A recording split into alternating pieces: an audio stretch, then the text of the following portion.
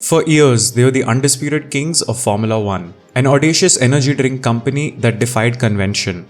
They built an empire and dominated the pinnacle of motorsport.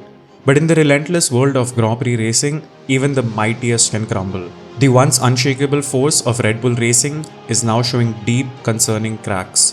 Whispers of scandal, legendary figures walking out, and a car that's struggling to stay on track. The very characteristics that propelled Red Bull to its glory, their aggressive, unconventional approach and single-minded pursuit of victory, may now be the very seeds of their undoing. Is this a temporary dip in form or the beginning of a long, painful decline for the team that changed Formula One forever?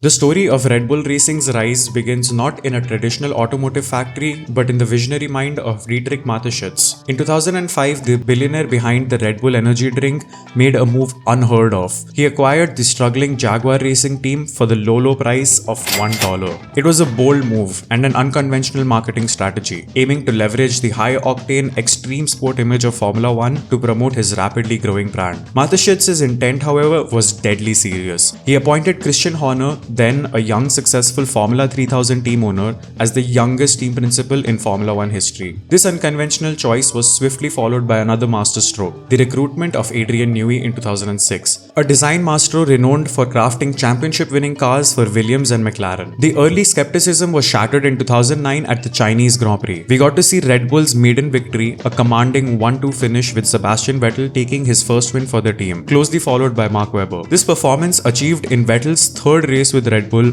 put the team at an upwards trajectory. The energy drink team was not just a participant anymore, it was a formidable force, defying all early predictions. Red Bull had intentionally cultivated an image as an outsider, a rebel, challenging the established order of traditional car manufacturers in F1. This identity was crucial not only for their early marketing success, but also for shaping their unique team culture, which embraced risk-taking and unconventional approaches, setting the stage for both their rapid ascent and, as we would later see, potential future vulnerabilities. What followed was an era of dominance. From 2010 to 2013, Sebastian Vettel, at the wheel of Adrian Newey's aerodynamically brilliant machines, secured 4 consecutive World Drivers' Championships. He became the youngest ever WDC at just 23 years old.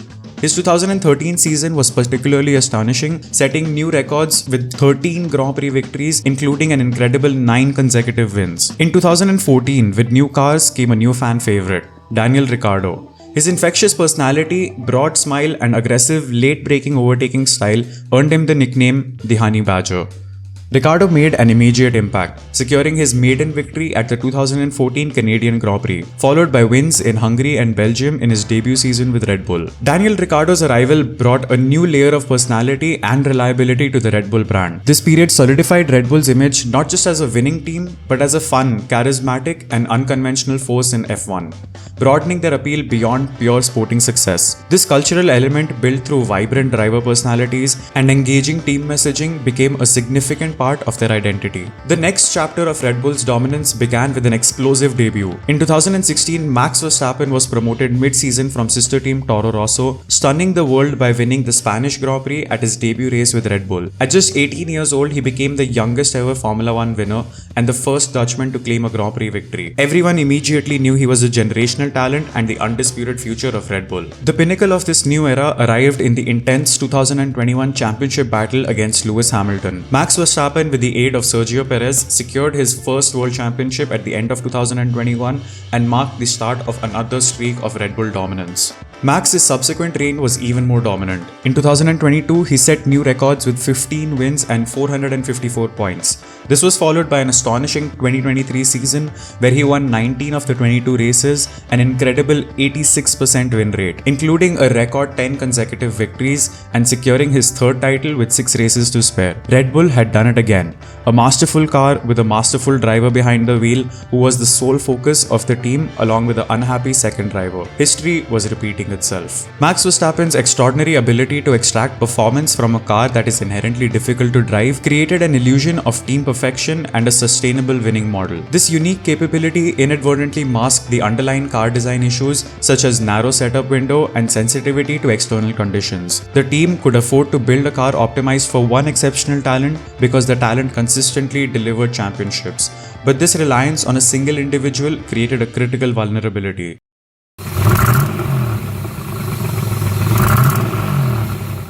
None of this covers the fact that Red Bull Racing maintained a long-standing, brutal reputation for managing its second drivers. The team's junior program, while producing talent, also served as a revolving door for those who couldn't immediately match the lead driver's pace or adapt to the demanding car. Names like Danny Kvyat, Pierre Gasly, Alex Albon, Nick De Vries, Daniel Ricciardo, and Liam Lawson all experienced the sharp end of Red Bull's ruthless decision-making, often being abruptly dropped mid-season. In 2019, Pierre Gasly was promoted to Red Bull. He struggled to adapt and was demoted back to Toro Rosso mid-season. Albon was put in the Red Bull seat, and while he did alright, any chances he had at a podium were destroyed by Lewis Hamilton. Ricciardo left Red Bull because he didn't want to be the number 2 driver, eventually coming back to Racing Bulls only to get sacked halfway through the season as he then got replaced by Liam Lawson. Liam Lawson was promoted to Red Bull while he hadn't even completed a full season in Formula 1, only to get demoted back to Racing Bulls in just 2 races. Allegations have long suggested that Red Bull's cars are inherently built around Max Verstappen's unique, aggressive driving style. While this maximizes Max's performance, it makes the car notoriously difficult for others to master,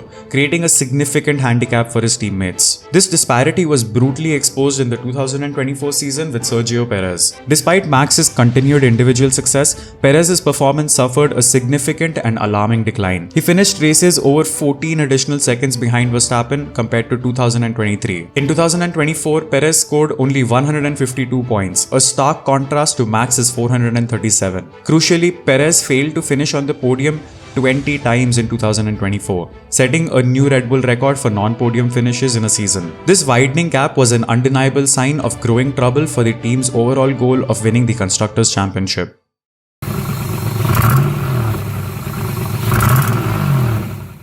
As the on-track cracks began to show, a far more destructive storm brewed within the team. Early in 2024, allegations of inappropriate, controlling behavior were made against the team principal Christian Horner by a female colleague. Despite an internal investigation clearing him, the controversy refused to die down. The case is still not formally closed, with a Labour judge set to hear it in 2026 January. Just a day after Horner was initially cleared, anonymous leaks of WhatsApp messages surfaced, reigniting the scandal and creating immense public pressure and internal disarray. However, the scandal became a flashpoint for deep internal power struggles that had been simmering, particularly since the death of visionary founder Dietrich Mateschitz in 2022. A critical power vacuum had emerged at the top levels of Red Bull, allowing pre-existing tensions and factionalism to escalate into the open. These conflicts involved factions backing Christian Horner, reportedly supported by the co-founders, along with the unfortunately passed Dietrich, and those loyal to motorsport advisor Helmut Marko and Max Verstappen were supported by Mateschitz Jr. Jos Verstappen, Max's father, publicly poured fuel on the fire, warning in March 2024 that the team is in danger of being torn apart if Horner stayed. This public criticism from within the team revealed a deep rift at the very top of the organization. Internal turmoil quickly translated into significant brain drain. Legendary aerodynamicist Adrian Newey, a key factor in Red Bull's championship successes, left his day-to-day F1 design duties, fully departing in the first quarter of 2025 for Aston Martin. Sporting director Jonathan Wheatley, a key figure in their pitwall operations and championship wins, also left at the end of the 2024 season to become team principal at Audi, stating he had no regrets. This all weakened Red Bull's technical and operational core. This Red Bull pressure cooker, filled with a toxic racing culture, a racist advisor, a horny team principal, and internal instability, burst dramatically on July 9, 2025. Despite being cleared twice by internal investigations, Christian Horner was sacked with immediate effect, ending his 20-year tenure as team principal and CEO. He was replaced by Laurent Mekies. While no official reason was given, the decision was widely linked to the ongoing controversies, internal chaos, and the team's declining performance. This marked a definitive end to an era and a clear public sign of the team's profound instability.